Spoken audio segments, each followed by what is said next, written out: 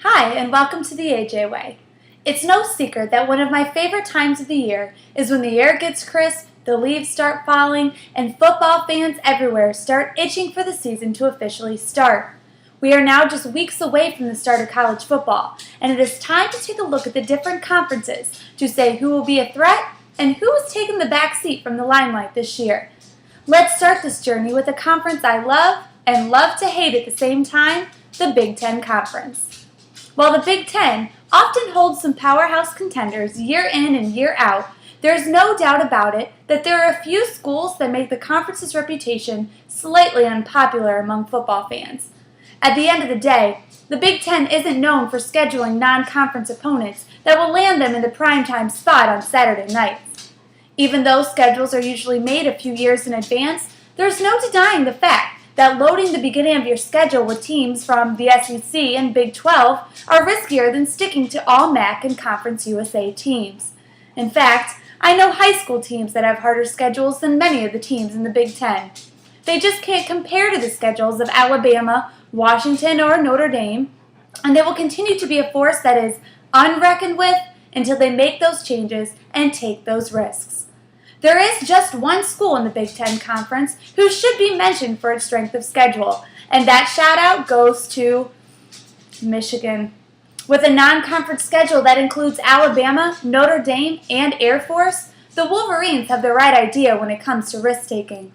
Though the first few weeks will be tough, with the exception of UMass, if Michigan starts the season 4-0, look for them to be a huge contender for a major BCS bowl game.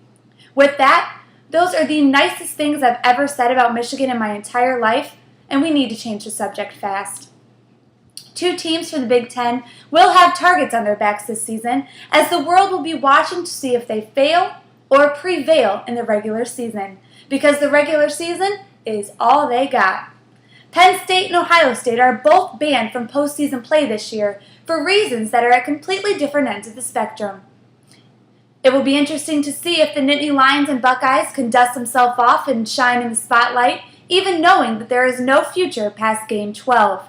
Succeeding during this season would be very positive things for both of these programs, who are extremely tradition-based and hold huge networks of fans throughout the country. Both teams are starting the season with new coaches, and one of those coaches is very well known. Coach Urban Meyer has the potential to take the Buckeyes in a direction that they have been needing to go in for a very long time. His history with SEC football will hopefully prove to do good things in strengthening the program to be an even better and successful team. Going into Week 12 at 11-0 might be a tough feat for the Bucs, but if it happens, and even if it doesn't, the big game against the Wolverines will serve as their bowl game this year. No doubt they will play like it is the BCS championship game. Michigan State and Wisconsin are, of course, the other big contenders in the conference this year. Michigan State does have quite the non-conference schedule as they open up their season against Boise State. Though, Boise State won't be the same Boise State it was last year. This game will still be a great way to kick off the opening weekend of the football season. The Spartans are looking to reclaim their title as champions of the Legends Division and could have that chance if they beat Michigan later in the season. There's really no need to talk about Indiana, Northwestern, or Illinois because Ohio State has a better chance of winning the Big Ten title, and Ohio State isn't even allowed to win the conference this year. To wrap it up, the Big Ten has possibilities this season.